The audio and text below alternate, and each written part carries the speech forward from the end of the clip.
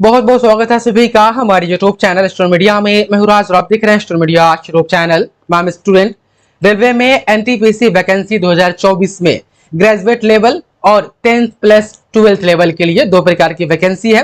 Graduate level वाली form fill up होना पहले ही शुरू हो गया है। फॉर्म किस तरीके से भरना है मैंने वो वाली वीडियो बना दी है। ग्रेजुएट लेवल वाला यदि आपने नहीं देखा है तो डिस्क्रिप्शन में उस वीडियो का लिंक है, आप देख सकते हैं। इस वीडियो में जो 12th लेवल की वैकेंसी 3445 पोस्ट के लिए आई है, उसके लिए आप किस तरीके से परीक्षा फॉर्म भरेंगे, किन किन बातों का ख्याल रखेंगे, तमाम जानकारी हम आपको इस वीडियो में प्रोवाइड कराएंगे। आप अंतिम क्षण तक बन रहे। इस पोस्ट पर फॉर्म भरने के लिए डिस्क्रिप्शन में इस वेबसाइट का लिंक दिया गया, आप डायरेक्ट यहाँ पर आ जाएंगे और अप्लाई वाले बटन पर आपको क्लिक करना है। देखिए, एनटीपीसी का कोई भी आपने फॉर्म इससे पहले या जो अभी ग्रेजुएट लेवल वाला फॉर्म फिलअप हुआ है वो आपने भरा है तो आपने एक अकाउंट यहाँ पर यूजर आईडी आपने क्रिएट किया होगा।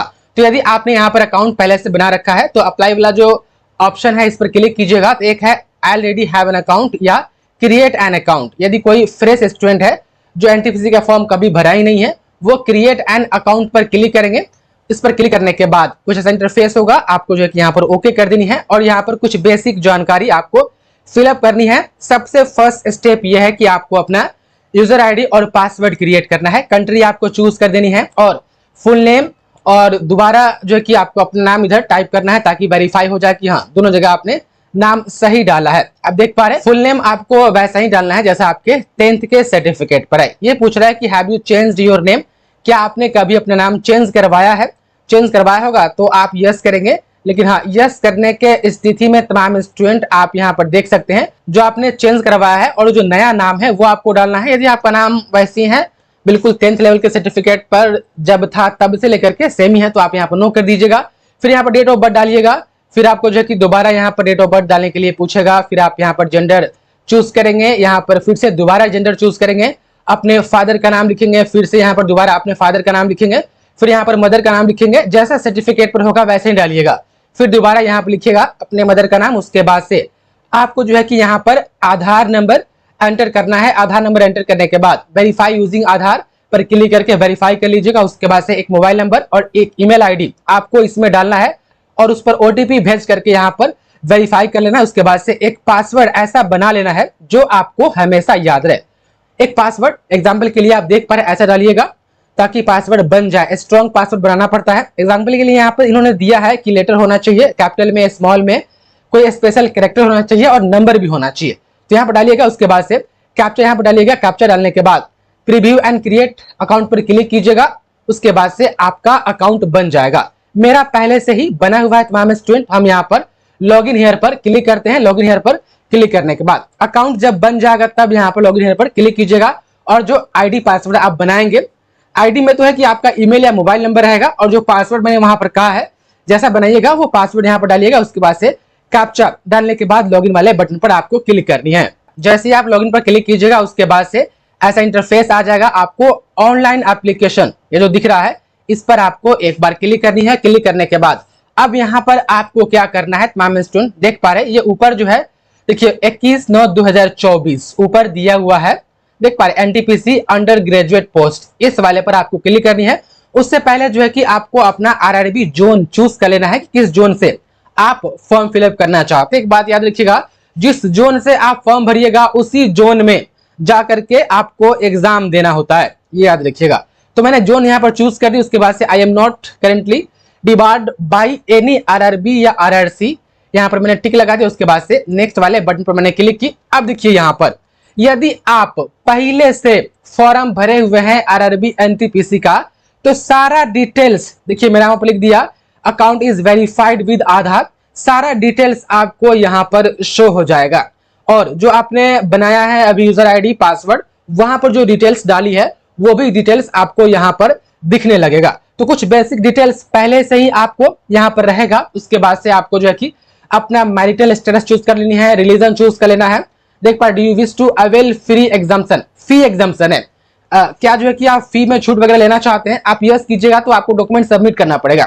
मैं यहाँ पर नो रहने देता हूँ। उसके बाद से मदर टंग पूछ रहा है। उसके बाद से देखिएगा choice of language for examination, देखिए अंग्रेजी में क्वेश्चन रहेगा ही तो यहाँ पर अंग्रेजी सिर्फ चूज करते हैं तो सिर्फ इंग्लिश मीडियम में ही वो क्वेश्चन एग्जाम में आएगा अंग्रेजी में। यदि इंग्लिश के अलावा बाकी और भी आप जो है कि लैंग्वेज चूज करते हैं तो इंग्लिश में तो क्वेश्चन रहेगा ही, साथ में तमाम स्टूडेंट और वो लैंग्वेज जो यहाँ पर चूज करेंगे उसमें भी रहेगा। और यहाँ पर जो है कि आपको एक बॉडी पर कोई कट फट मार्क्स वगैरह है तो यहाँ पर आपको बता देनी है, जैसे कि मैंने यहाँ पर बता दिया है, देखिएगा। तो permanent visible marks of identification 2, यहाँ पर 2 वाला जो है कि वह कंपल्सरी, इसमें स्टार नहीं लगा हुआ है। उसके बाद से आपको कम्युनिटी में बताना है कि आप जो है कि अनरिजर्व से है या एससी से है, एसटी से है, ओबीसी से है या ईडब्ल्यूएस से है। मैं ईडब्ल्यूएस चूज कर दिया हूँ। और जो आपका सर्टिफिकेट है वह इशू किन्होंने किया है, उसके बाद से कहां से इशू हुआ है वो बता देनी है। और इशू डेट और सर्टिफिकेट नंबर जो भी आपका एससी एसटी ईडब्ल्यूएस या जो भी ओबीसी वाला होगा वो आपको यहाँ पर बता देनी है। उसके बाद से तमाम स्टूडेंट नीचे आपको अपना एड्रेस बता देनी है, देख पा रहे हैं पोस्टल एड्रेस है और परमानेंट एड्रेस है। पोस्टल एड्रेस में डालेंगे, उसके बाद से नीचे दिखेगा तो यहाँ पर है, इस पर टिक कीजिएगा तो परमानेंट एड्रेस भी सेम आ जाएगा। यदि इस पर अनटिक करते हैं तो परमानेंट एड्रेस आपको मैनुअली जो है कि वो डालना पड़ेगा। उसके बाद से जो है कि आपको सेव वाले बटन पर आपको क्लिक कर देनी है। उसके बाद देख पा रहे हैं पर्सनल डिटेल्स सेव्ड सक्सेसफुली, फिर उसके बाद से आपको नेक्स्ट वाले बटन पर क्लिक करनी है। नेक्स्ट वाले बटन पर आप क्लिक करेंगे तो यहाँ पर तमाम स्टूडेंट ये वाला इंटरफेस आ जाएगा। यहाँ पर पूछेगा कि are you an ex serviceman, यदि एक्स सर्विसमैन है तो यस, अदरवाइज नो करेंगे। Are you a person with benchmark disability, कोई डिसेबिलिटी है तो यस करके उसको जो कि आपको पूरा स्पेसिफिक तौर पर आपको बताना पड़ेगा तमाम चीजें। यदि आप नहीं है तो आप यहाँ पर नो कर देंगे। उसके बाद से देख पाए do you need a scribe, यदि एग्जामिनेशन हॉल में कोई राइटर यदि आपको चाहिए, आप विजुअली अफेक्टेड है तो आप यहाँ पर जो है कि यस करेंगे। उसके बारे में तमाम जानकारी जो है जो भी यहाँ पर मांगा जाएगा वो आप यहाँ पर लिखेंगे। यदि ऐसा कुछ नहीं है तो आप यहाँ पर आप खुद से एग्जाम देना चाहते हैं, खुद से राइट करना चाहते हैं तो आप यहाँ पर नो कर दीजिएगा। देख पा रहे are you an EBC certificate holder, यदि ईबीसी सर्टिफिकेट आपके पास है तो यहाँ पर पूरा डिटेल्स में डालिए हर चीज। यहाँ पर फी कंसेशन वगैरह चाहिए तो आपको जो है कि ये पूरा डिटेल्स डालना पड़ेगा। ये जो फी है फॉर्म भरने वाला जो है कि उसमें आपको छूट मिलेगा, बाकी रिजर्वेशन में सीट वगैरह में जो है कि आपको छूट नहीं मिलेगा। तो हम यहाँ पर नो कर देते हैं। Are you an employee of Indian railway, यहाँ पर हम नो कर देते हैं। अपने हिसाब से जो कि आप यहाँ पर देख लीजिएगा। अब देखिए यहाँ पर आपसे एक अकाउंट डिटेल्स मांगा जा रहा है, बैंक अकाउंट डिटेल्स। ये बैंक अकाउंट डिटेल्स इसलिए मांगा जाता है ताकि आप इस एग्जाम में बैठेंगे, 500 रुपया चार्ज है। यदि आप CBT1 एग्जाम में अपियर हो जाते हैं तो आपको 400 रुपया जो है कि अकाउंट में ट्रांसफर रिटर्न कर दिया जाएगा। जनरल है तो नहीं, तो आप EBC से आते हैं या जो है कि तमाम स्टूडेंट SC ST ट्रांसजेंडर या फीमेल है, आप किसी भी कैटेगरी से या OBC में आप NCS से आते हैं, एक्स सर्विसमैन है, PWD कैंडिडेट है तो तमाम स्टूडेंट आपको जो है कि 250 रुपया आपको इस फॉर्म का चार्ज है। और जब आप इस एग्जाम में बैठिएगा तो पूरा 250 का 250 आपको रिटर्न कर दिया जाएगा। सिर्फ जनरल के लिए 500 रुपया चार्ज है, जिसमें से उनको 400 बाद में रिटर्न किया जाएगा जब वो एग्जाम में अपियर होंगे तब। जनरल के अलावा बाकी के लिए 250 रुपया चार्ज है फॉर्म का, और 250 रुपया बाद में जो है कि वो आपको फिर से रिटर्न कर दिया जाएगा। तो यहाँ पर सारा अकाउंट डिटेल्स आपको फिलअप कर लेना है। मेरा पहले से भरा हुआ है क्योंकि हमने ग्रेजुएट लेवल वाला फॉर्म भी फिलअप किया है। हमको यहाँ पर सेव वाले बटन पर क्लिक करनी है। सेव वाले बटन पर क्लिक करने के बाद उसके बाद से नेक्स्ट वाले बटन पर क्लिक करनी है ताकि अगला इंटरफेस जो है कि वह यहाँ पर आए। अब देखिए यहाँ पर जो है कि आपसे मैट्रिक और इंटर का एजुकेशन क्वालिफिकेशन कहेगा यहाँ पर तमाम स्टूडेंट अपलोड करने के लिए। तो बारी बारी से देखिए मेरा मैट्रिक का पहले से ही ऊपर अपलोडेड है और मुझे यहाँ पर इंटर का करना है। मैं यहाँ पर चूज कर लेता हूँ। देखिए 10+2 मैंने यहाँ पर चूज कर ली। उसके बाद से डिसिप्लिन यहाँ पर पूछ रहा है कि किस डिसिप्लिन से है, यानी आप देख पा रहे हैं। मैं आगे आपको और बताते चलूँ। यहाँ पर जो है कि पूछा जा रहा है किस स्टेट से है, तो मैंने बिहार चूज कर दिया। उसके बाद से किस डिस्ट्रिक्ट से है, मैंने वहां पर डिस्ट्रिक्ट चूज कर दिया। उसके बाद से किस बोर्ड से है, मैं यहाँ पर चूज कर देता हूँ BSEB। आप देख पा रहे हैं मैंने यहाँ पर चूज कर दी। उसके बाद से यहाँ पर डेट ऑफ रिजल्ट डिक्लेरेशन, कब रिजल्ट डिक्लेयर हुआ था वो बताना है। और do you have typing proficiency, देखिए टाइपिंग प्रोफिशिएंसी है तो आप देखिएगा पोस्ट में आकर के यहाँ पर देख सकते हैं। देखिए 4 प्रकार का पोस्ट है, कमर्शियल कम टिकट क्लर्क, अकाउंट क्लर्क कम टाइपिस्ट, जूनियर क्लर्क कम टाइपिस्ट। देख पा रहे जिसमें भी टाइपिस्ट लगा हुआ है। देखिए यहाँ पर 2 नंबर में और 3 नंबर में। यदि आप इस पोस्ट पर फॉर्म भर रहे हैं, इस पोस्ट को भी आप जो कि प्रेफरेंस में दीजिएगा तो आपके पास टाइपिंग प्रोफिशिएंसी रहनी चाहिए, टाइपिंग स्पीड रहनी चाहिए। और टाइपिंग स्पीड कितना रहना चाहिए इस नोटिफिकेशन में सारा डिटेल्स दिया हुआ है। टेलीग्राम और व्हाट्सएप का चैनल वीडियो के डिस्क्रिप्शन में उस चैनल का टेलीग्राम और व्हाट्सएप का उसका लिंक दिया गया है, उस पर ज्वाइन हो जाइए। ये आपको पूरा नोटिफिकेशन उसमें आपको मिल जाएगा। तो यदि टाइपिंग प्रोफिशिएंसी आपके पास है तो आप यस करेंगे, अदरवाइज आप नो करेंगे। और आपको 12th में बतानी है कितनी परसेंटेज है कि आपको प्राप्त हुई। तो मैंने यहाँ पर 12th का डिटेल्स भी फिलअप कर दिया। उसके बाद से ऐड वाले बटन पर क्लिक कर देते हैं। उसके बाद से यदि आपके पास ग्रेजुएशन है तो आप ग्रेजुएशन का भी यहाँ पर डिटेल्स दे सकते हैं, जैसे कि आप देख पा रहे मैं यहाँ पर दे देता हूँ। नहीं होगा तो आप छोड़ सकते हैं। यहाँ पर स्ट्रीम पूछा जा रहा है तो मैं यहाँ पर आर्ट्स यहाँ पर चूज करके यहाँ पर बता देता हूँ तमाम स्टूडेंट। तो मैंने यहाँ पर ग्रेजुएशन का भी डिटेल्स दे दिया। आप यहाँ पर देख पा रहे हैं 12th लेवल का कोई अदर डिग्री होगा या इसके बराबर का तो आप उसको भी दे सकते हैं। उसके बाद से हम यहाँ पर ऐड वाले बटन पर क्लिक करते हैं। ऐड वाले बटन पर क्लिक करने के बाद उसके बाद से नेक्स्ट वाले बटन पर क्लिक करते हैं। उसके बाद से देखिएगा तमाम स्टूडेंट यहाँ पर फोटो और सिग्नेचर अपलोड करने के लिए यहाँ पर कहा जा रहा है। और यदि आपने पहले से फॉर्म फिलअप कर रखा है तो देखिएगा तो यहाँ पर फोटो और सिग्नेचर पहले से यहाँ पर अपलोड है।